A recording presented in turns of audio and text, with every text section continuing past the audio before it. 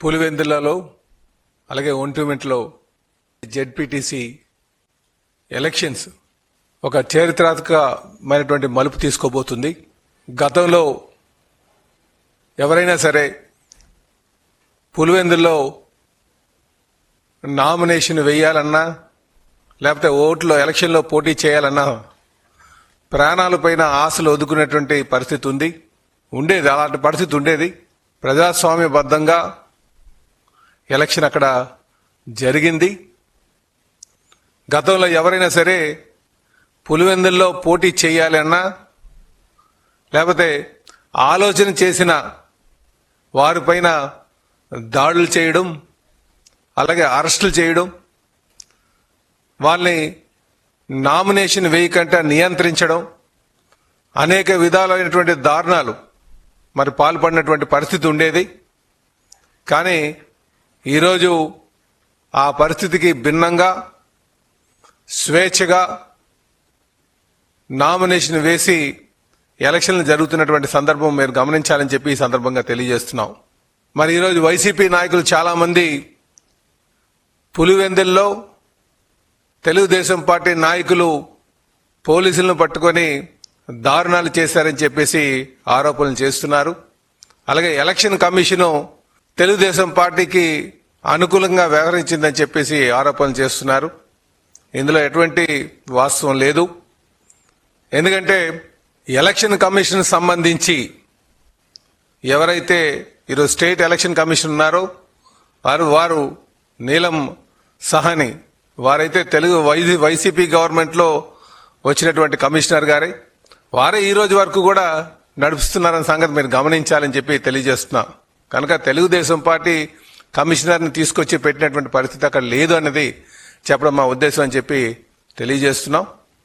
అలాగే టీడీపీ ఇంకా ఎంపీ అవినాష్ రెడ్డి గారు మాట్లాడుతూ తెలుగుదేశం పార్టీ ఏజెంట్లుగా మేము అవకాశం కల్పించాం, కానీ ఈరోజు మా ఏజెంట్లకు ఎవరు కూడా కూర్చునేటువంటి అవకాశం కూడా లేదని చెప్పేసి లేనిపోయినటువంటి ఆరోపణలు చేస్తున్నారు. మేము ఒకటే తెలియజేస్తున్నాం, మీరు ప్రజలకు చెప్పాల్సింది గత 30 ఏళ్లుగా మీరు ఏ రోజైనా సరే ప్రజాస్వామ్యబద్ధంగా ఎలక్షన్ నిర్వహించారా? ఏ రోజు కూడా అసలు ఎలక్షన్ అనేదే జరగలేదు.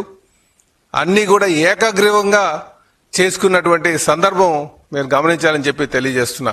కానీ ఈరోజు ఏకగ్రీవంగా అలాంటి పరిస్థితి లేకుండా ప్రజాస్వామ్యం మళ్ళీ ప్రాణం పోసుకునే విధంగా తెలుగుదేశం పార్టీ అక్కడ మరి ఎలక్షన్ నిర్వహించడం జరిగిందని చెప్పేసి ఈ సందర్భంగా తెలియజేస్తున్నాం.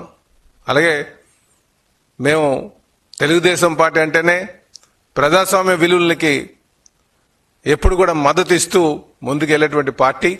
కనుక ఈరోజు ఏదైతే ఒంటిమిట్టలో జరుగుతున్నటువంటి జెడ్పీటీసీ ఎలక్షన్ కావచ్చు, అలాగే పులివెందులో జరుగుతున్నటువంటి జెడ్పీటీసీ ఎలక్షన్ కావచ్చు, చరిత్రని తిరగరాయబోతుంది. ఈరోజు ఆ రెండిట్లపైన కూడా తెలుగుదేశం ప్రజాస్వామ్యబద్ధంగా గెలవబోతుందని చెప్పి ఈ సందర్భంగా తెలియజేస్తున్నాం. అలాగే ఈరోజు మీరు నామినేషన్స్ ఎంతమంది వేశారని చూస్తే పులివెందులో 11 మంది వేశారు, అలాగే ఒంటిమిట్టలో 11 మంది వేశారు. ఇవన్నీ కూడా వైసీపీ లక్కీ ఫిగర్స్. గతంలో ఏ రోజైనా సరే పులివెందుల్లో నామినేషన్ వేసేటువంటి పరిస్థితి ఉందా అని అడుగుతున్నాం. ఈరోజు 11 నామినేషన్లు పడ్డాయంటే ఇదే ప్రజాస్వామ్యంకి నిలువెత్తు సాక్ష్యం అని చెప్పేసి ఈ సందర్భంగా తెలియజేస్తున్నాం.